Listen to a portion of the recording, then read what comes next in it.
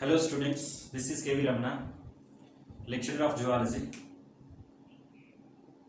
In the last lecture we have discussed about pulmonary volumes or respiratory volumes. Basically there are four pulmonary volumes in human beings. One is tidal volume, second one is inspiratory reserve volume, third one is expiratory reserve volume, fourth one is residual volume. Tidal volume is nothing but the volume of air that can be inspire or expire during normal breathing. That is about 500 ml. Inspiratory reserve volume is nothing but the volume of air that person can inspire by forcefully. It is about 2500 to 3000 ml.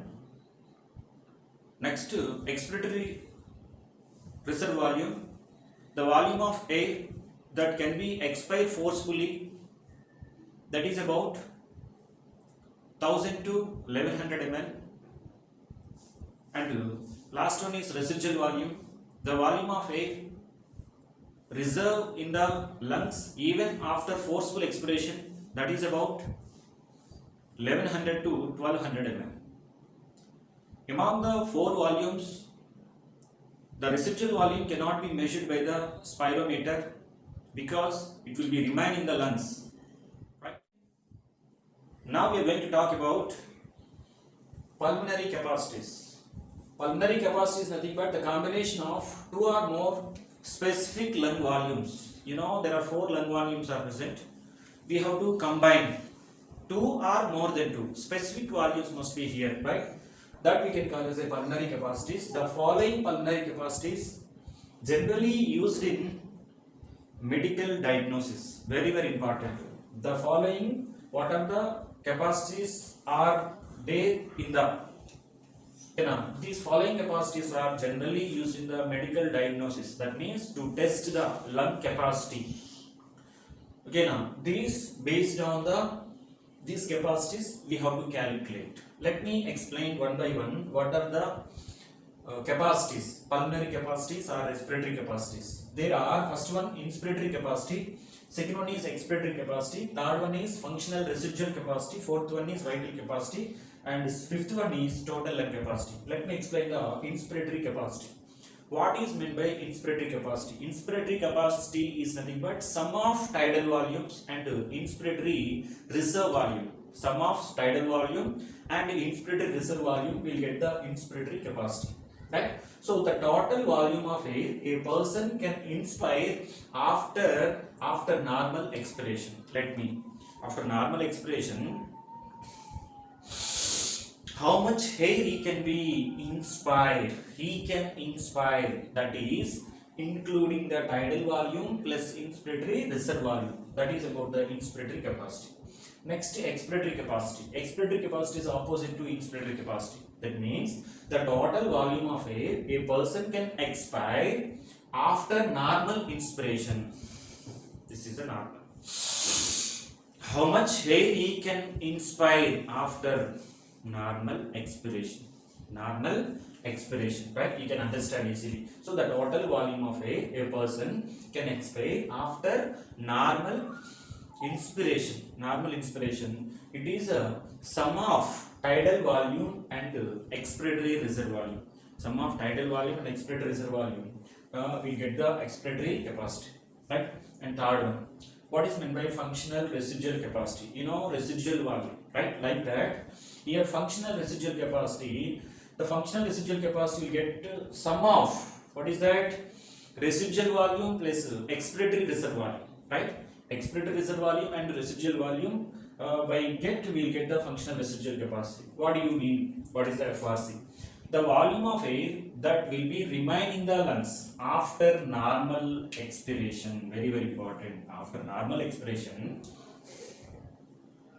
how much air will be remain in the lungs? That is called functional residual capacity. Functional residual capacity is nothing but that amount of air is useful for the functioning of the lungs even after normal expiration also. It is about residual volume and expiratory reserve volume. And last one is, that's the next one is vital capacity. Vital capacity is nothing but there are two definitions are there. Here we have to concentrate. It is the volume of air a person can breathe in after forceful expiration. The volume of air a person can breathe after forced expiration. After forced expiration means a person can breathe, right? After forced expiration, or the volume of air a person can breathe after forced inspiration, right? After forced inspiration, how much air he can breathe, that we can call as a vital capacity. Vital capacity will get by sum of inspiratory reserve volume and tidal volume and expiratory reserve volume. It is varies from the 3400 to 4800 ml of air. And last capacity is the total lung capacity. Total lung capacity is nothing but it is the total volume of air in the lungs after a forced inspiration. That means it is the volume of air present in the lungs and respiratory passage after the maximum inspiration. After maximum inspiration, how much air will be present in the lungs and what is the air will be present in the respiratory tract. This is combined togetherly called the volume, varies between 5000 to 6000 ml of air. This is about the total lung capacity. The total lung capacity is measured. It is sum of vital capacity and residual volume, right? Here vital capacity is nothing but IRV plus tidal volume plus ERV, right?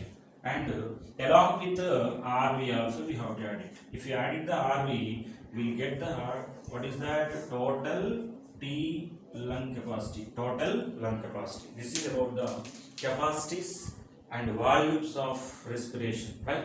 So these values we have to remember and these formulas also we have to remember, right?